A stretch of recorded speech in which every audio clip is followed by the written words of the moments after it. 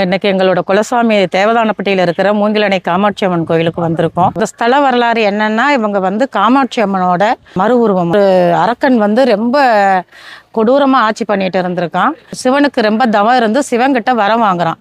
எனக்கு அம்மா வயிற்றுல பிறக்காத ஒரு பொண்ணுனாலதான் எனக்கு ஆபத்து வர்றதுன்னா வரணும் அப்படின்னு. அதுக்கு சிவனும் அந்த வரத்தை கொடுத்துட்றாரு. இவனோட அட்டுழியங்கள் வந்து எல்லாம் மீறி போயிட்டு இருக்கும்போது காமாட்சி அம்மா வந்து குழந்தை வடிவமாக வர்றாங்க. குழந்தை வடிவமாக வந்து இந்த அரக்கனை வதம் பண்ணி அவனை அழிச்சிடுறாங்க. அவங்க வந்து அம்மா வயிற்றுல பிறக்காம அவங்களே குழந்தை வடிவமாக வர்றாங்க. வந்து அவனை அந்த அரக்கனை அழிச்சிட்டு அவங்க வந்து ரொம்ப உக்ரமாகி இருக்காங்க. ஆனால் மக்கள் அந்த அரக்கனை அழித்த உடனேயே அம்மனை வந்து சாந்தப்படுத்தாமல் அவங்கள அப்படியே விட்டுடுறாங்க. அதை வந்து என்ன பண்ணணும்னு தெரியாமல் திரும்ப வந்து அவங்க இவ்வளோ உக்ரமாக இருந்து மக்கள் மேலேயும் ரொம்ப அவங்க ஆக்ரோஷத்தை காட்டும்போது மக்கள்னால அதை தாங்க முடியலை.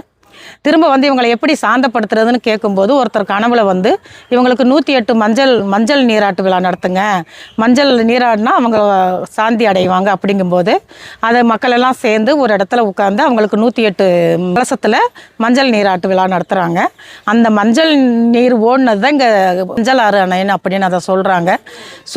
அவங்க திரும்ப அப்படியே நல்லா இருக்கும்போது அவங்க சொல்கிறாங்க, ஒருத்தர் கனவுல வந்து நான் இப்படி வந்து திரும்ப குழந்தை ரூபத்திலே ஒரு பெட்டியில் வந்து இந்த இடத்துல ஒதுங்குவேன், என்னை வந்து அந்த இடத்துல வந்து நீங்கள் எல்லாம் அதை நினச்சி நீங்கள் எல்லாருமே கும்பிட்டா நான் எல்லாருக்குமே நல்லது செய்வேன் அப்படிங்கிறாங்க.